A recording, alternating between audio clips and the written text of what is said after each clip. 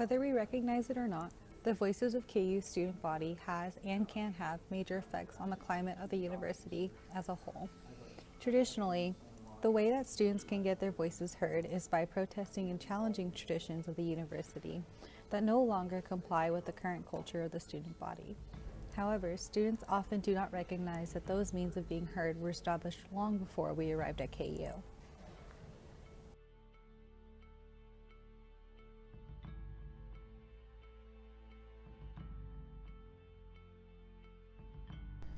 We asked students if they had any knowledge of campus activism at KU in the 1960s and 70s. Not on campus, no. Not really, no. I don't. I feel bad saying that, but No, I it's don't. okay. I know that there were a lot of protests about the Vietnam War during that time. Not in the 1960s and 70s. I know more about now than then. I just know the basic history, like the civil rights movement. Tension throughout KU's campus was on the rise starting in the mid-1960s. The protests on KU's campus were a result of increasing awareness and decreasing tolerance of the government's discriminatory political climate at the time.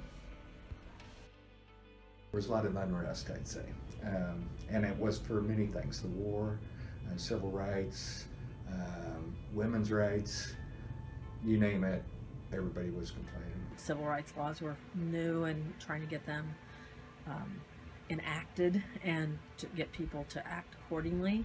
So I think a lot of it was the university didn't quite understand the role it could be. So there were protests, there were people who, sit-ins and statements because that was the law of the land. And as much as we sometimes think that KU is not speaking out in certain terms now, it hardly spoke then. As far as civil rights, I think really the campus started getting more involved in fighting for civil rights in 64 and 65, and then it just continued on for the next 10 years, really. So there were all kinds of different protests. Some of them were based only on civil rights, and the sit-in over the chancellor's office also during this time. That was a huge thing, over 100 people in the little chancellor's office over there. But every portion of campus had some kind of protesting, signs, marching, just sit-ins, things like that. A lot of the events regarding race happened downtown and were kind of off campus until KU started realizing that they had to do something. And now it just seems like it starts on campus and it's more centered at campus, which is, I think, a strong place for that. Back in the 70s, it seemed like there was more viewpoints, more sharing. I felt like I was awakened. I was awakened to race. I was awakened to gender discrimination. Union Fire, it collectively, everyone remembers seeing that flame over on top of the hill, and a lot of people came over, of course, to watch. The whole collective. I remember there was a meeting at the union regarding changes in policy and creating the Black Student Union and creating a department on campus that would address the issues, and I remember that was amazing. Here in the union, on level 5 of the union, Kansas Union, someone placed a firebomb of some type in the restroom, the women's restroom, and once that went off, it took out the entire ballroom. At the time, that was $1 million worth of damage, but today that's $6 million worth. So we were lucky in many regards that the fire only took out the roof and the floor and the walls and stuff, but it didn't take some of the adjoining rooms. But that evening, when the fire was seen from across campus, a lot of students came up to the hill that night and helped us unload the union of art and furniture and things like that. Current student activism groups at KU today include the African Students Association, the Black Student Union, the Multicultural Student Government, and many more of the like. all with the goal of increasing the representation of minority groups on campus and unifying the student body as a whole. Well, the student voice is a very interesting concept. It's very diverse. There are a lot of different things that people want to bring to the attention of administration.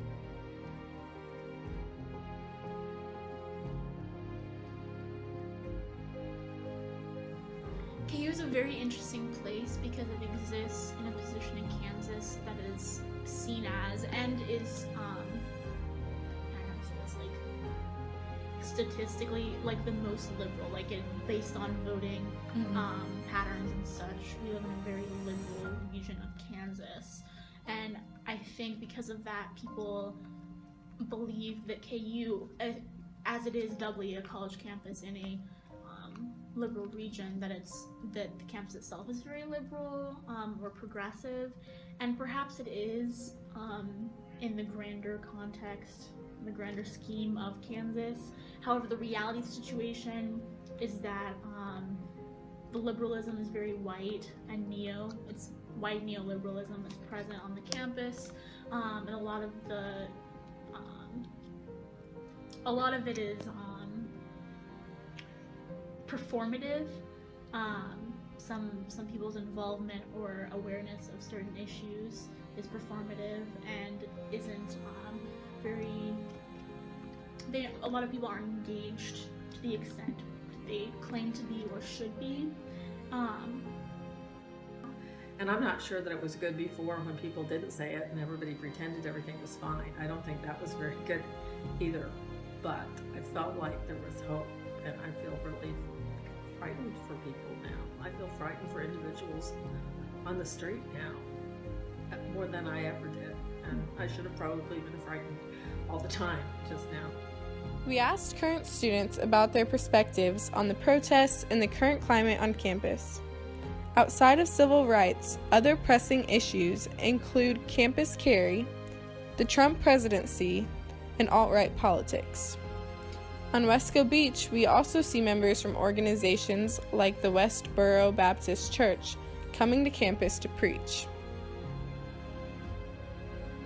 I'm from minority groups, so I guess I've seen it a lot. It's a lot more this year than I did my first 2 years at KU. Definitely last semester, like with the whole election and stuff, and the whole Black Lives Matter movement. So definitely seeing that a lot more, and actually people just becoming more, like including more people in everything that they do, with all the different, like with the different Senate, and I don't know, I feel like I've seen a lot more inclusion in that aspect. To gain more of a global perspective, we reached out to a few international students to gain their insight on how they view campus activism and the role it plays in their lives here at KU. I've seen a lot of like protesting at KU for like gay rights or like Black Lives Matter. Sometimes I feel it's exaggerated that they don't really have to do this, because like I kind of feel, because I've never experienced any racism or any discrimination, so sometimes I feel like they're exaggerating and that they're really not discriminated against, maybe because I never experienced anything myself. But I really can't judge if they might be experiencing discrimination, but I just can't notice it. Or maybe it's indirect. In my opinion, like college civil rights is much less nowadays, much less about like civil rights and much more so about like being cool and saying things that are going to make you sound strong and cool around other like-minded people around you. So I do not feel any need to get involved. I do think that people are really, like faculty staff and even students are really very involved in like if there's any racial discrimination or sort of like they're start doing like a mess in Wesco Beach and stuff. No, like personally I didn't have problem about it. I mean, I'm friends and I'm kind of okay like about that, but still I heard like a lot of like Muslim women was scared about it, like was scared to just be who they are. I know just after Trump elections I was like kind of bad acts, like people driving in the street on campus and like kind of not really harassing people, but kind of. But that's it. I mean, I think now it's okay, but still it's a big problem. Like we received a lot of email from ISS about like our legal status. Once again, like I don't personally have problems, but I have like friends, they are afraid to go outside of US because of that, because they won't be able to come back in US because of that. It's like, it's impact. I feel KU is very diverse. Like they have a lot of international students from many different parts of the world. So I think that plays like, it's a factor in like how welcoming they are. Through this project, we uncovered a collective memory of campus activism during the 1970s and now. We discovered how students use that collective memory to participate in expressing their views. I'm in full support of it. Like I wouldn't a lot. Like had that not happened, you know, I don't really know if I would be able to like even go here, you know. So I mean, I'm obviously for it, and I'm still like in support of like the things people are trying to do with, you know, Black Lives Matter to women's marches to all those things, just because I think it's important that you acknowledge that on paper people might have the same rights, but in practice it's not really that, it doesn't always pan out. So there are probably a lot of marginalized students' voices who aren't necessarily always heard. So I think generally it's a good universe, but there are some things that could maybe be improved.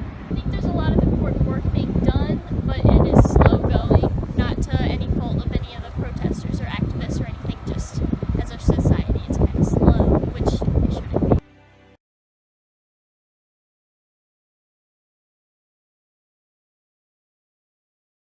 So the big thing that I've come up with is that protesting today is much different than it was during the 1970s.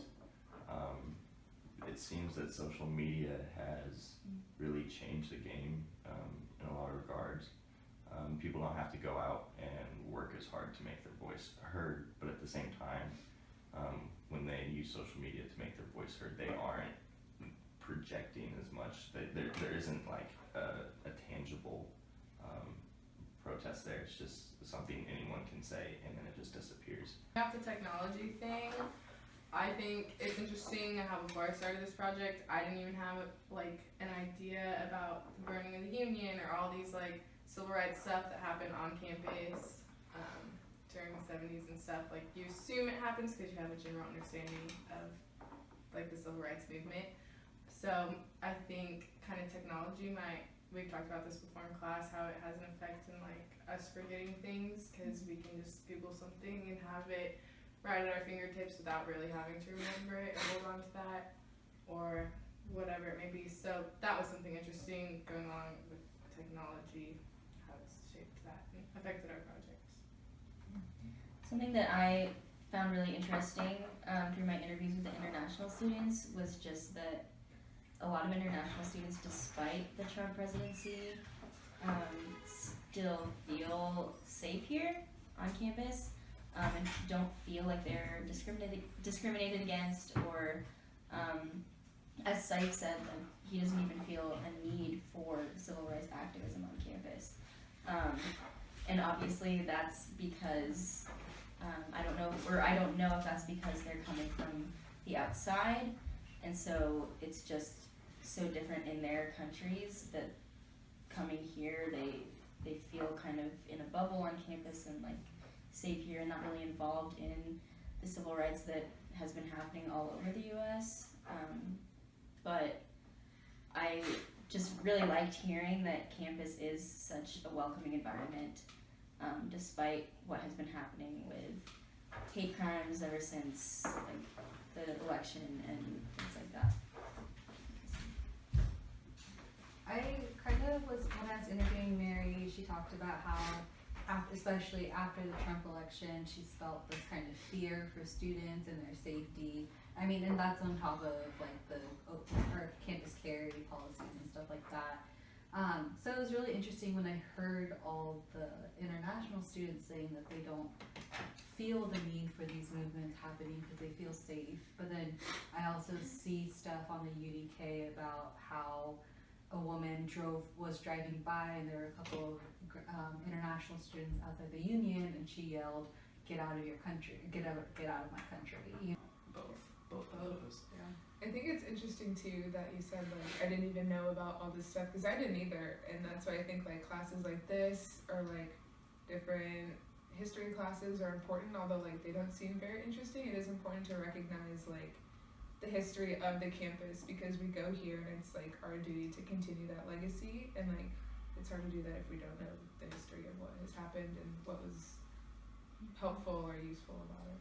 I think we do know the history sometimes, but it's like basketball related, Right. you know? Like, I can tell you when we won the national championships, like, but the amount of people who could name, like, the starting five, the year Danny Manning was a senior, we won the national championship, and, like, the games we won to get there, it's like too many people know that information, whereas I feel like so few people know anything about anything that happened on campus in the 70s in terms of activism or civil rights. And then even now, like the amount of people that I think can name those historical facts but couldn't name anything that's going on in the current student senate or the multicultural student government or with Rock Chalk Invisible Hawk or even the Black Student Union, the Asian American Student Union, the fact that Halo suspended their senator in protest of the student senate, things like that. Students don't really get that kind of information. Even though it's available, it's just that knowledge is not collective, and I find that was very interesting.